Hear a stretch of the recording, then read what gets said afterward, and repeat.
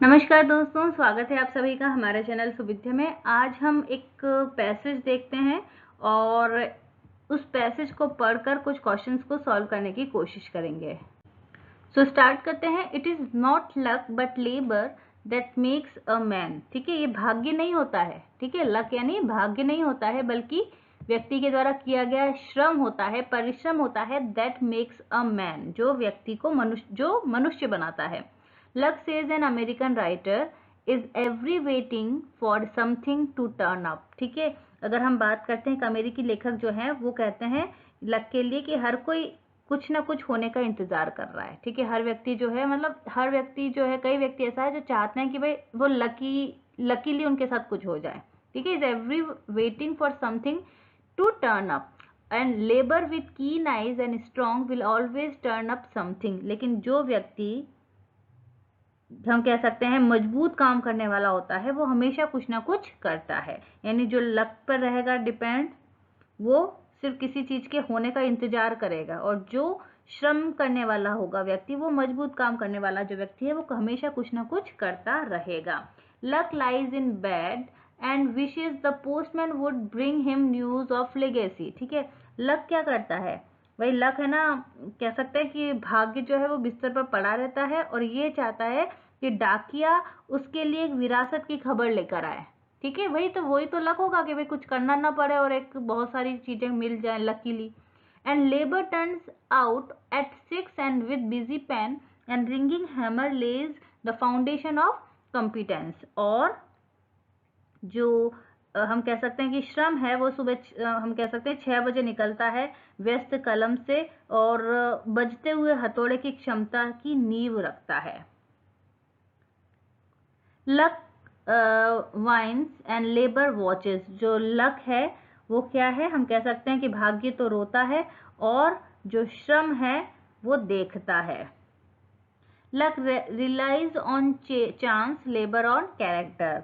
ठीक है, जो भाग्य है वो संयोग पर निर्भर करता है और श्रम जो है वो चरित्र पर निर्भर करता है। Luck slips down to self indulgence. ठीक है, जो भाग्य है वो स्वयं भोग के लिए नीचे भी खिसक जाता है। ठीक है, भोग के लिए वो नीचे भी खिसक जाता है, जबकि लेबर जो है वो क्या है, strides upward and aspires to independence. वो ऊपर की ओर बढ़ता है और स्वतंत्रता की आकांक्षा हमेशा करता है। The conviction therefore is extending that diligence is the mother of good luck. इसका मतलब क्या होता है, दूसरे शब्दों में, जीवन में एक आदमी की सफलता उसके प्रयासों, उसके उद्यम, छोटी छोटी बातों पर उसके ध्यान के अनुपात में होती है। सो पहला प्रश्न है, which one of the statements is true about the passage. यानी कौन सा कथन इस परिच्छेद में के बारे में सही है। पहला दिया है, luck is necessary for success. ठीक है, सफलता के लिए किस्मत जरूरी है। भाई ये बात तो बिल्कुल गलत है, ऐसा कुछ नहीं लिखा हुआ है। Success depends only on hard work. सफलता केवल कठिन हार्डवर्क पर, हार्ड लक, ठीक है, यानी कठिन भाग्य पर ही निर्भर करती है। भाई बिल्कुल नहीं। Expectation of good luck always meets with disappointment. ठीक है, सौभाग्य की जो हमारी अपेक्षा होती है उससे हमेशा ही निराशा मिले कि हमें गुड लक की एक्सपेक्टेशन करें, जरूरी नहीं है। Success is exactly proportionate to hard work. ठीक है, सफलता जो है वो कड़ी मेहनत के समानुपाती होती है। तो क्या आंसर लग रहा है, आप मुझे बताने की कोशिश करें, क्या आंसर लगेगा आपको। तो यहाँ पर देखिए, ऑप्शन डी जो है वो ट्रू रहेगा कि success is exactly proportionate to hard work. तो D option will be correct answer. दूसरा प्रश्न है, which one of the following words in the passage indicate that the writer does not ultimately reject the element of luck. ठीक है, इनमें से कौन सा शब्द गद्यांश में इंगित करता है कि लेखक जो है अंततः भाग्य को अस्वीकार नहीं करता। ठीक है ना, हाँ, उन्होंने भाग्य को बिल्कुल सही नहीं माना है, लेकिन भाग्य को अस्वीकार भी नहीं किया है। वो कौन सी लाइन से लगता है, एक लाइन है, लक इज एवर वेटिंग, किस्मत जो है हमेशा इंतजार कर रही है। लक वाइन्स, ठीक है, किस्मत जो है वो फुसफुसाती है।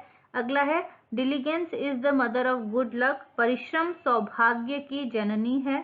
ठीक है ना, परिश्रम सौभाग्य की जननी है। या डी ऑप्शन है, luck wishes the postman would bring him news, या फिर किस्मत जो है वो काश डाकिया उसके लिए कोई खबर लाता, इससे संबंधित है।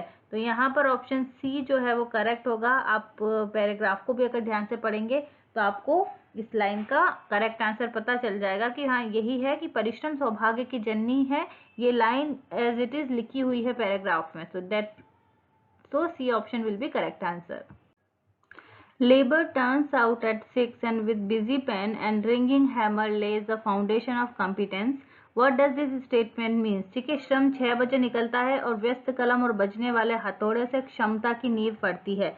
इस कथन का क्या अर्थ है? Hard work of all kinds makes people efficient, कि हर तरह की जो मेहनत होती है उससे लोग एफिशिएंट होते हैं, कुशल होते हैं। या फिर labour Lay's the foundation of the building, जो श्रम है उससे इमारत की नींव जो है वो रखी जाती है। The writer and the labourer are the true eyes of the society, लेखक और मजदूर ही समाज की असली आंखें हैं। या there is no worker who work so hard as the labourer who begins his day at 6 in the morning। भाई जो लेबरर सुबह 6 बजे करते हैं, ऐसा कोई भी इतना हम कह सकते हैं मजदूर की तरह मेहनत करने वाला और कोई कार्य करता ही नहीं है। तो यहाँ पर भाई आपको क्या आंसर लग रहा है बताने की कोशिश करें।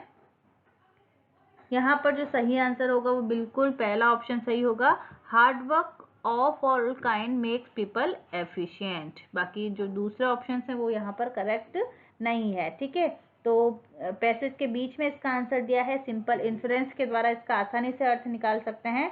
ठीक है, तो पेन का मतलब यहाँ पर मानसिक कार्य लिया है, हैमर यानी भारी श्रम को दिया है, इसलिए सभी प्रकार का जो कार्य है उसकी बात यहाँ पर हो रही है और उस आधार पर hard work of all kinds makes people efficient will be correct answer. चौथा क्वेश्चन है, which one of the following statement sums up the meaning of the passage. अब कौन सा स्टेटमेंट जो है पैसेज का सम अप करता है?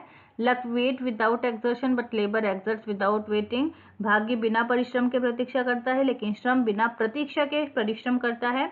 Luck waits and complains without working while labour achieve success although it complains, भाग्य बिना काम किए प्रतीक्षा करता है और शिकायत करता है जबकि श्रम सफलता प्राप्त करता है, हालांकि ये शिकायत भी करता है।